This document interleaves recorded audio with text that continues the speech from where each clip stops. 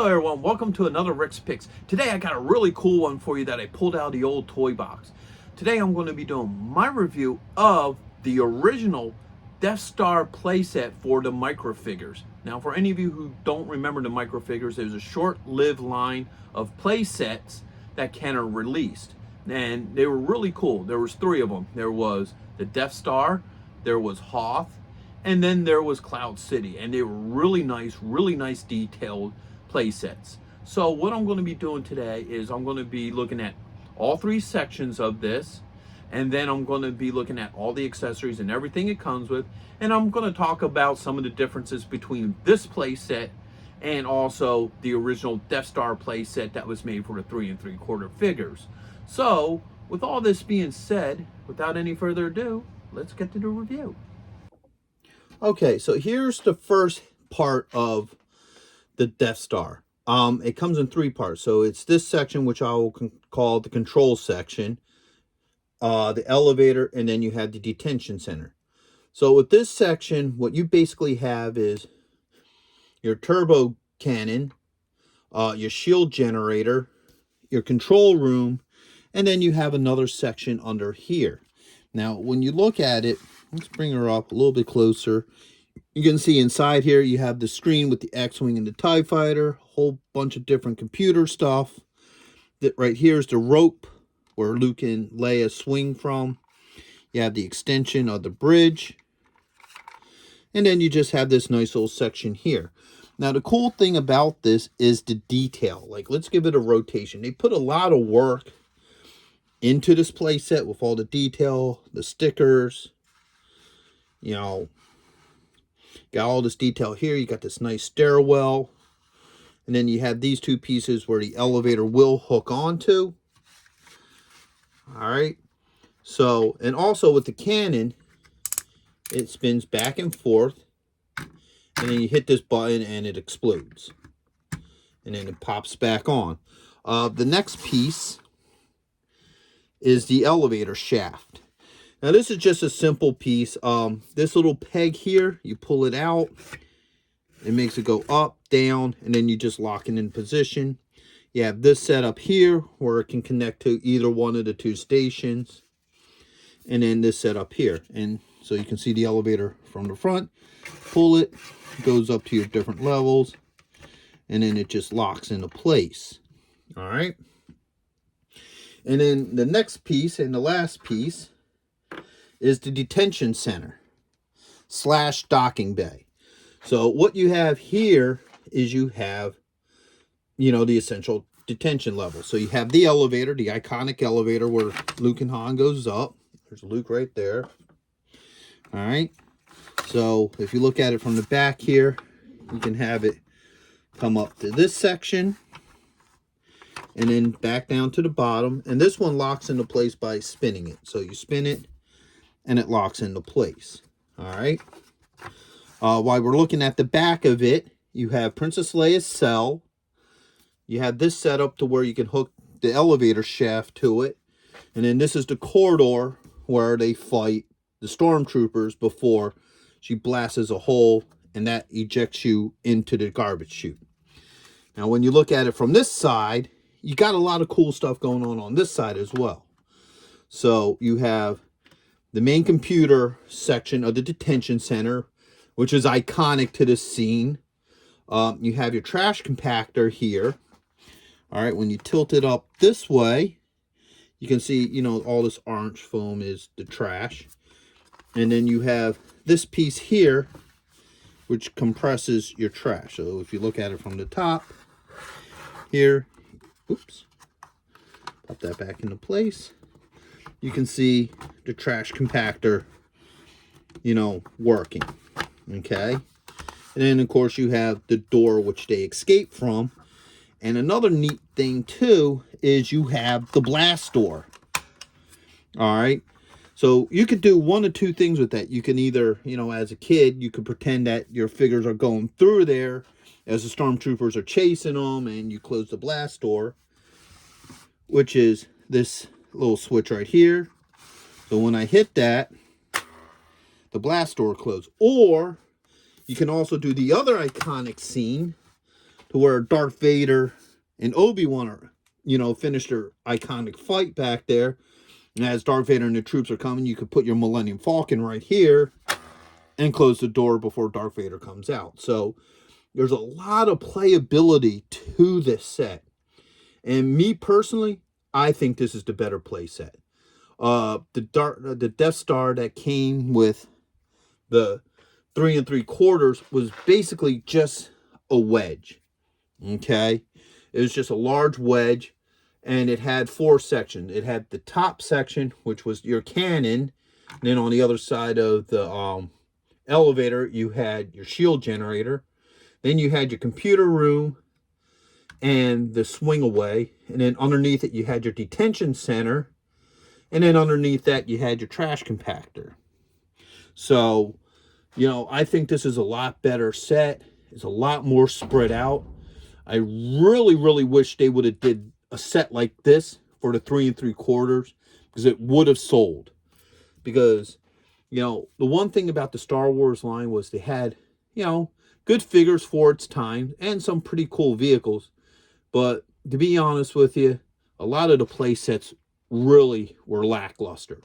Most of them was just a plastic base with a cardboard background to it and what have you.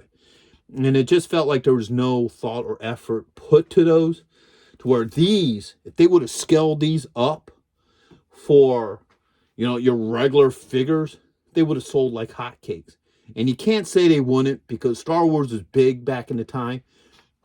And the other big time toy, you know, line of the time was also G.I. Joe. And G.I. Joe was making every single crazy thing they could. They made, you know, spaceships. They made a 7-foot long aircraft carrier. You know, you had the Joe base, the Terror drone, the Brown base. So they had all these huge bases that were really cool, and kids were buying it. So they were going to do that for G.I. Joe. You know, kids would have bought stuff like this for their Star Wars stuff as well, for their 3 3/4. I mean, this would have been awesome for your 3 3/4 set. All right, so let's look and see how all this hooks together. Now, this can hook on here if you want. Okay, you could set that up just like that. It all hooks well. You know, you can extend the bridge. Oops, popped it out. Extended it too far. But yeah, you can hook that in just like that. And you can extend your bridge across. And then you can make it hook like that. So now you have the bridge and what have you. All right. You can take this elevator. You can hook it up here onto the back. Just like that. Okay. So you can do that. And you can also hook it up on the back of this as well. So you can set that up like that. Or if you want to set it up like this, however you want to set that up behind there. You know, so once again, it's all up to your imagination. You can even hook this up here.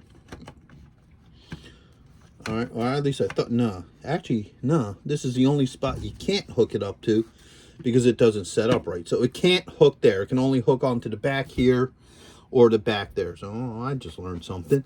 So me personally, I always like just setting it up like this. You know, it just really works that way. I always used to take the elevator and I always put it behind here, because even though it works better here, kind of defeats the purpose of Luke and them going into the garbage chute if you have an elevator right there. But then again, C-3PO said everything else was restricted after they broke into it, or so the elevator could have been on a lock. So however you wanted to use your imagination, you could. And like I said, it was just a really neat setup. Open that back up. So let's start looking at the figures that came with this. So first off, you have Darth Vader. All right. With his lightsaber. All right. You also have a pointing Darth Vader. All right. You have Obi-Wan Kenobi. All right, these figures are a little beat up because, well, I used to love this play set, so I would play with them a lot. So they got their fair use. You have Chewbacca. All right. You have a Blast Stormtrooper. All right. Another Stormtrooper in a firing position. Same with this one here. All right. You have a marching Stormtrooper. All right. You have Han Solo in his Stormtrooper outfit. All right. You have Luke Skywalker in his. All right. You have Luke Skywalker in his normal outfit for, New Hope. You have Princess Leia standing like this with their pistol out. And you also have Princess Leia firing, her blaster. And last but not least, you have another Stormtrooper. Okay, and the neat thing about this is you could just display these figures anywhere on here. So, you can take this guy, put him up here, like he's controlling the gunnery station. Obi-Wan can, fit nicely right on here, so you can pretend that he's doing that. Vader, you can put him wherever you want. You can also do up the scene here to make it look like, you got Chewie here. We'll put him here. You can have Han Solo like this. Luke in a crouching position. Leia firing. And then you can just have Stormtroopers coming through here. You can have this dude, being blasted over here. It was all a matter of your imagination. You could have this dude up here on the tower. And, to show with this, move him over here. How this setup goes is you could take Luke Skywalker, and then this hooks onto his hip, and you got Princess Leia, and that hooks onto her hip. So now you can do the iconic, swinging across here scene. So overall, it's a really neat set. And of course, we have to do it. You can make the classic Obi-Wan versus Vader scene right behind the iconic blast door. So this is a really, really neat set. It's really cool. I really loved it. There's so much you could do with it, with its limitations. Like, obviously they're not, action figures, so you can't move the figures around. They're, in whatever position they're in. But overall, it's a beautiful set. It was a lot of fun to play with when I was a kid. I used to love playing with these sets. And I would recommend it for any Star Wars fan if you can find these. Because at the time they were going cheap because, there wasn't much demand. Nobody was really buying them. So you could go to like KB or something and get like this thing for like $5-10, literally $5 or $10. Nowadays, I'm sure on the secondary market, it probably goes for a lot more than that. So overall, I love it. I think this is actually better than the Wedge Death Star that was made for the 3 3/4. I would have loved to have seen this on that scale. So with all that being said, I hope you did like this video. If you did, do me a favor and hit that like button or hit the subscribe button.